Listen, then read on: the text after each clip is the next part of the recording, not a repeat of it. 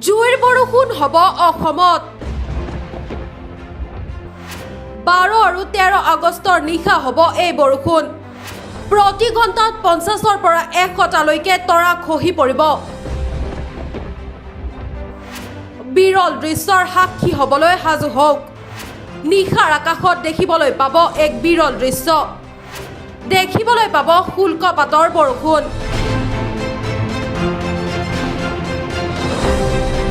শুল্কাৰ বৰষুণত জিকিব এইবাৰ অসমৰ নিশাৰ আকাশ 12 আৰু 13 আগষ্টৰ নিশা আকাশলৈ চকু ৰাখিবলৈ সাজু হওক নিশাৰ আকাশত জুইৰ দৰে জ্বলি উঠিব একাধিক উজ্জ্বল ৰেখা আকাশত যেন আৰম্ভ হ'ব তৰা খহাৰ উৎসৱ 12 আৰু 13 আগষ্টৰ নিশা দেখা পোৱা যাব বছৰৰ অন্যতম আকৰ্ষণীয় পাৰ্চিত শুল্কা বৃষ্টি 2026 চনৰ এই শুল্কা বৃষ্টিৰ মূল সময় 12 আৰু 13 আগষ্টৰ নিশা বুলি জ্যোতি বিজ্ঞানৰ তথ্যত ইতিমধ্যে উল্লেখ কৰা হৈছে কিন্তু এটা কথা স্পষ্ট এয়া আচলতে তৰা খহি পৰা নহয় পৃথিৱীয়ে ধূমকেতু 109p এৰি যোৱা ধূলি আৰু সৰু সৰু শিলাখণ্ডৰ ধ্বংসাৱশেষৰ মাজৰে পৰা পাৰ হৈ যোৱাৰ ফলতে এই মনোমোহা দৃশ্যৰ সৃষ্টি হয় এই কণাবোৰ পৃথিৱীৰ বায়ুমণ্ডলত অতি দ্ৰুত গতিত পৰিৱেশ কৰি জ্বলি উঠাৰ সময়তে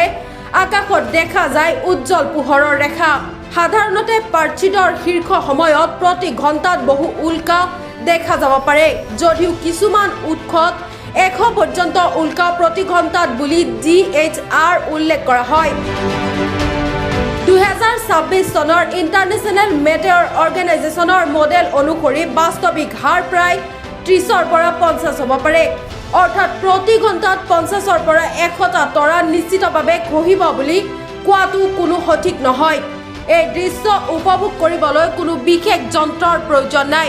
মুকলি আকাশৰ তলত চহৰৰ কৃত্ৰিম পোহৰৰ পৰা আঁতৰি আকাশখনলৈ কিছু সময় ধৈৰ্য সহকাৰে চাই থাকিলেই দেখা পোৱাৰ সম্ভাৱনা আছে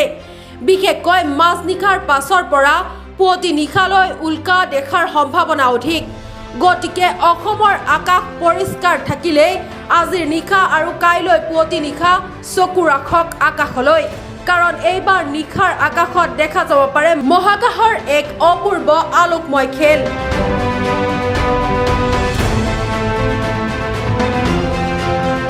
news desk report news any digital